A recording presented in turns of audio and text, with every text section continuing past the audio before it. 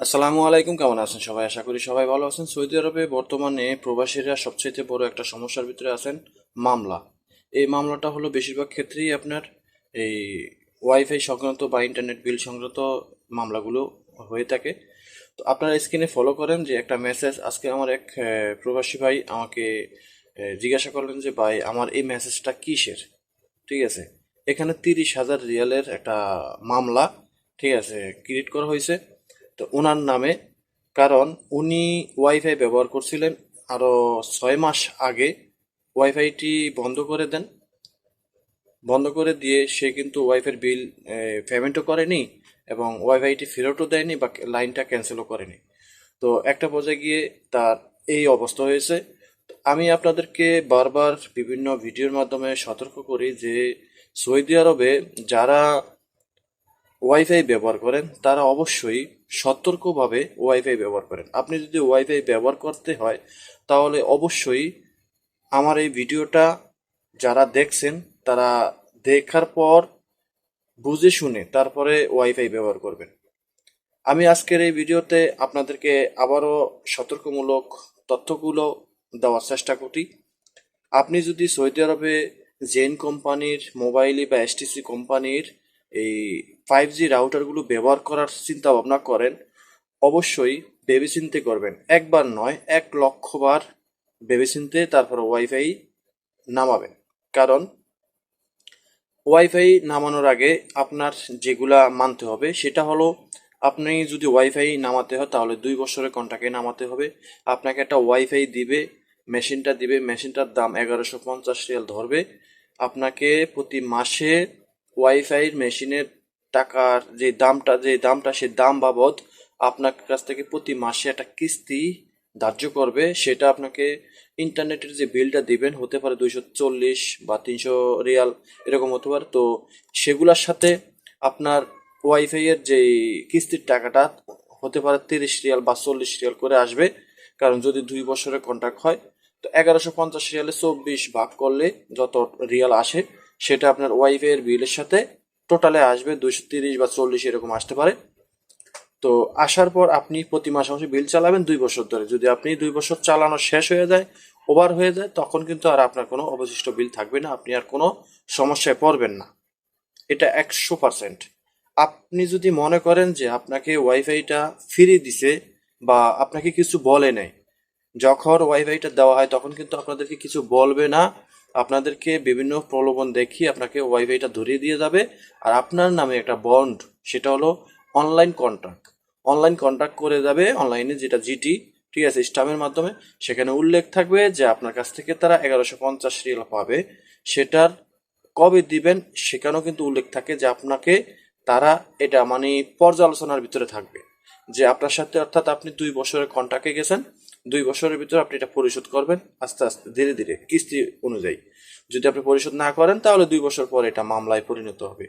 আপনারা জানেন আমি নিজেও কিন্তু এরকম একটা ভুক্তভোগী হয়ে আছি। যদিও এটা আমি এই আজকের যে ভিডিওটা করি এই ভিডিওটা করা অবস্থায় আমি এখন বর্তমানে বাংলাদেশে আছি। তো আমার নামে একটা ওয়াইফাই আছে, আমি ছুটিতে এসেছি, আমার ওয়াইফাইটা রেখে কেউ ইউজ করে না এবং বিলও দেয় না।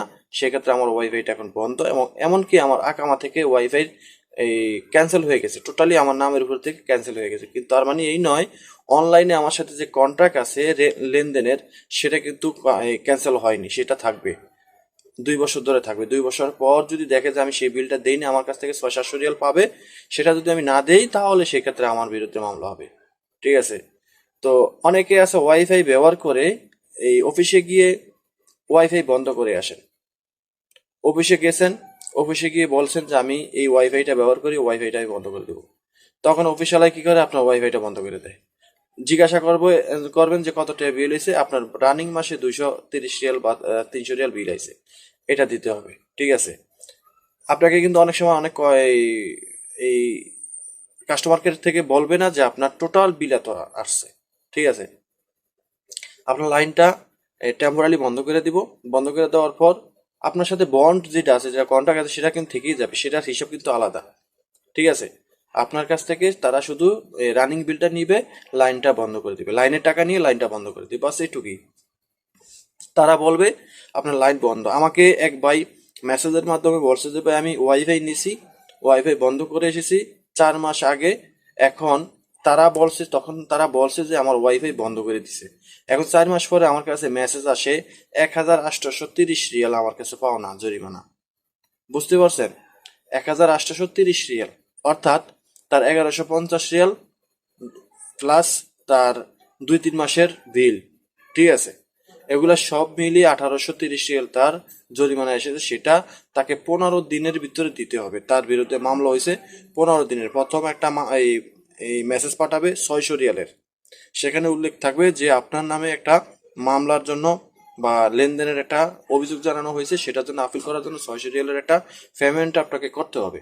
ঠিক আছে, আর পরবর্তীতে আরেকটা মেসেজ পাঠাবে, 15 দিন সময় দিবে। 15 দিনের ভিতরে আপনি ঋণ পরিশোধ করতে হবে।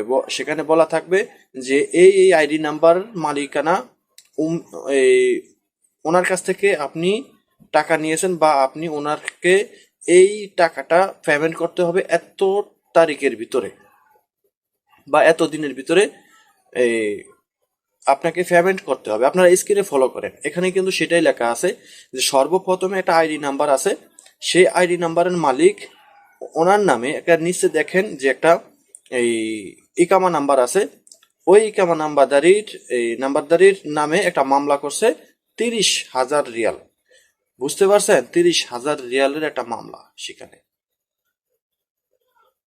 মানে সে ধরেও না, খায়ও না, ছয়ও নেই, অথচ তার 30,000 রিয়াল জরিমানা এসেছে। আমি তাকে জিজ্ঞাসা করলাম, ভাই আপনার 30,000 রিয়াল কিসের? আপনি কি কোনো ওয়াইফাই ব্যবহার করছেন বা আপনি কারোর কাছ থেকে ঋণ নিছেন?